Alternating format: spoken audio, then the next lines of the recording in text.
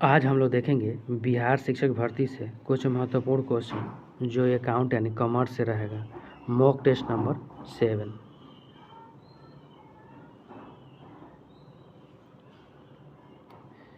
वित्तीय लेखांकन का मूल्य कार्य है सभी व्यापारिक लेन देन रिकॉर्ड करना। नेक्स्ट, नाममात्र खातों के लिए लेखांकन के स्वर्णिम नियम का उदाहरण है सभी व्यय और हानि को डेबिट करें, सभी आय और लाभ को क्रेडिट करें।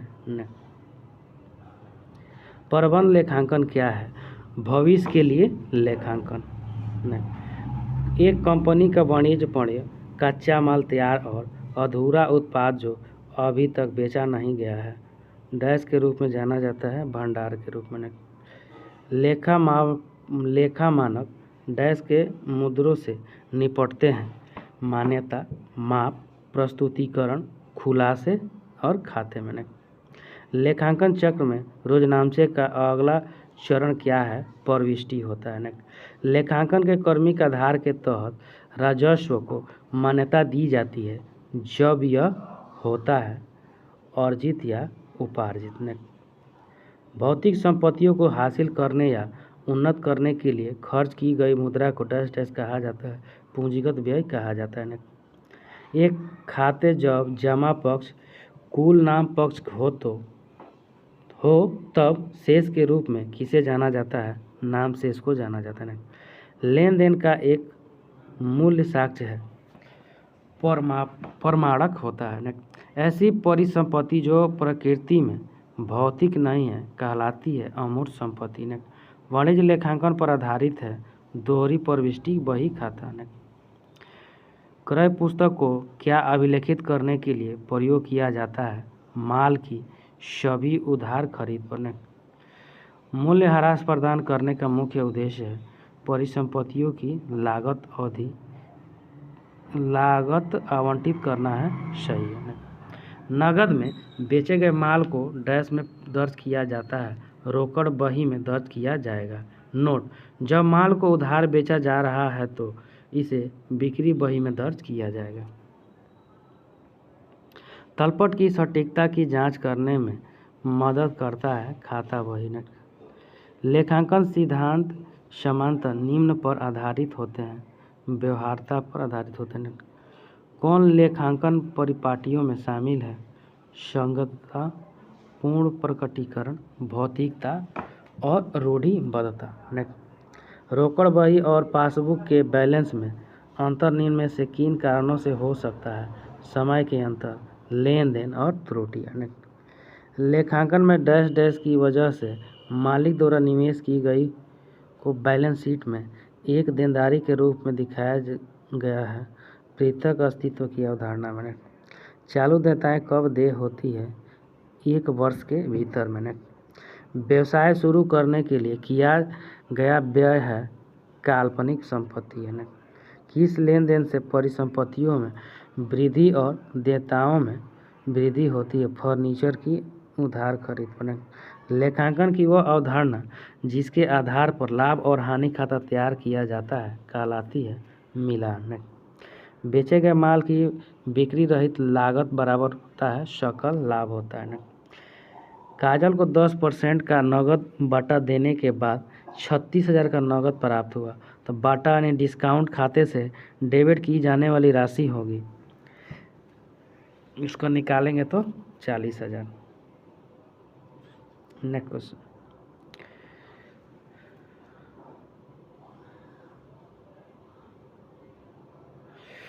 बैंक सुलह विवरण के संबंध में कौन सा कथन सही है?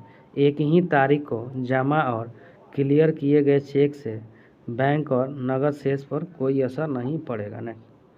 यदि कोई राशि गलत खाते में पोस्ट की जाती है या गलत पक्ष में लिखी जाती है या योग गलत होता है या बैलेंस शीट गलत हो जाता है तो यह डैश का मामला हो गया। कमीशन की त्रुटियों का डेटा, प्रविष्टि त्रुटियां और चूक की त्रुटियां और सिद्धांत रूप से में त्रुटियां। एक ग्राहक से अशुद्ध ऋण बेड डेबिट वसूला गया, यह है लाभ और हानि खाते जमा किया जाएगा। एक ग्राहक से अशुद्ध ऋण व डेब्ट वसूला गया, यह लाभ और हानि खाते जमा किया जाएगा। नेक्स्ट, पूंजी और राजस्व व्यय या पूंजी और राजस्व प्राप्तियों के बीच अंतर करने में विफलता के डैश के कारण बढ़ सकता है सैद्धांतिक अशुद्धि। नेक्स्ट, कौन सी दो तरफा त्रुटि नहीं है?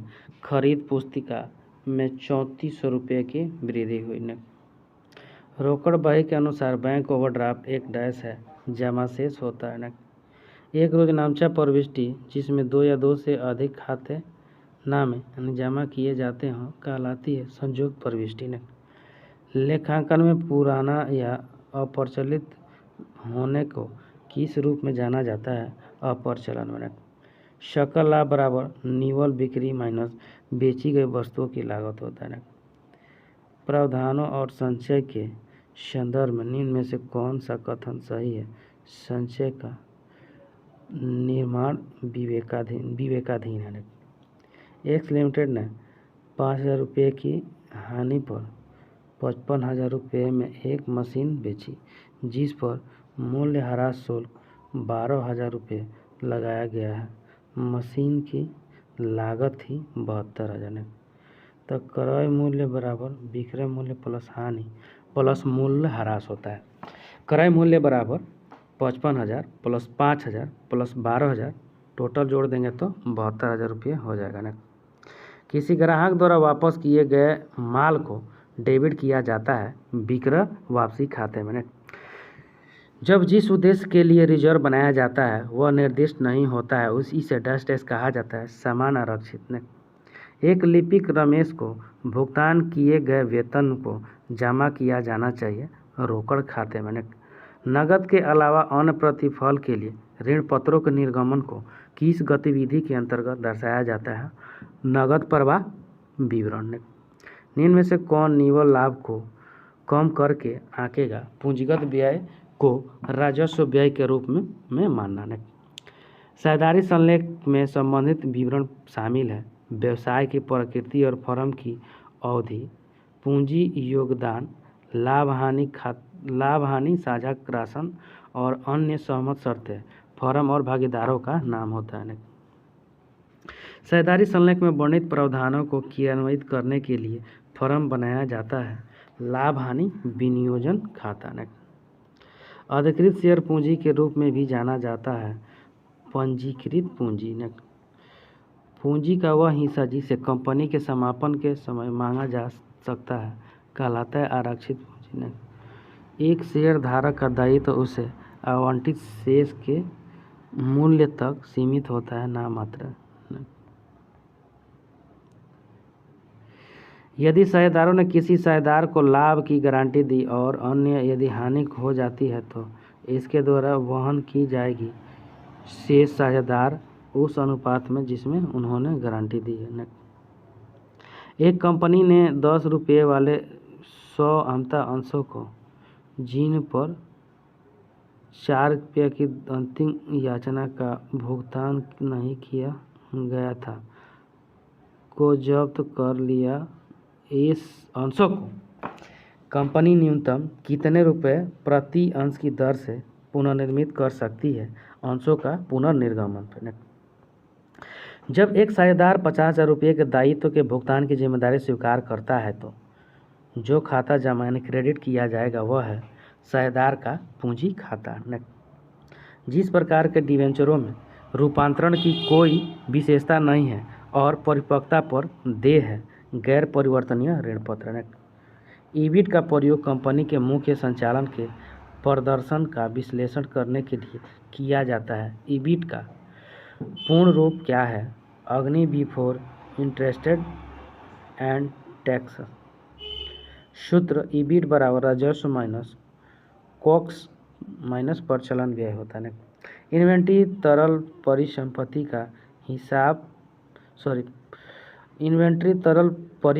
का हिस्सा नहीं होता है। साझेदारी संलेख की अनुपस्थिति के संबंध में जिनमें से सही है ऋण पत्र पर 6% की दर से ब्याज की अनुमति है, सही है। चेरी मैंगो की कंपनी में एक भागीदार के रूप में शामिल होता है।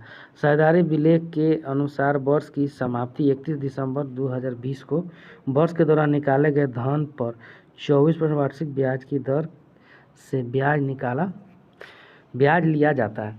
वह इस प्रकार धन निकलता है। दिनांक और रुपये 1 मार्च को 5,000, 31 मई को 5,000, सितंबर को 5,000, नवंबर को 5,000 सब निकाला जाता है। निकाले गए धन पर ब्याज की गणना कीजिए।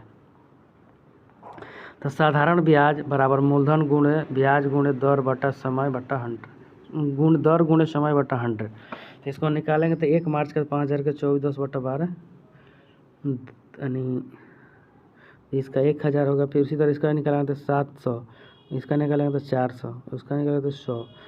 निकाले गए धन पर कुल ब्याज को जोड़ देंगे तो 2200 आ जाएगा। निम्नलिखित जानकारी पर विचार करें। सकल बिक्री बराबर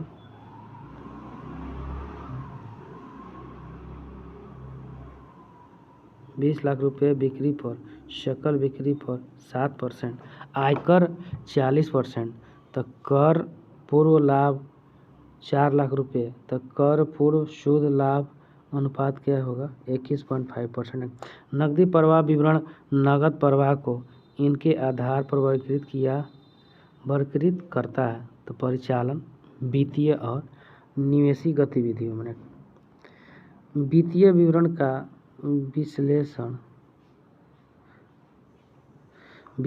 विश्लेषण करते समय एक लेनदार के लिए रुचि का क्षेत्र होगा शोधन क्षमता। विघटन की स्थिति में परिसंपत्तियों को वसूली खाते में निम्न में से किस पर स्थानांतरित कर दिया जाता है। पुस्तक मूल्य पर किया जाता है।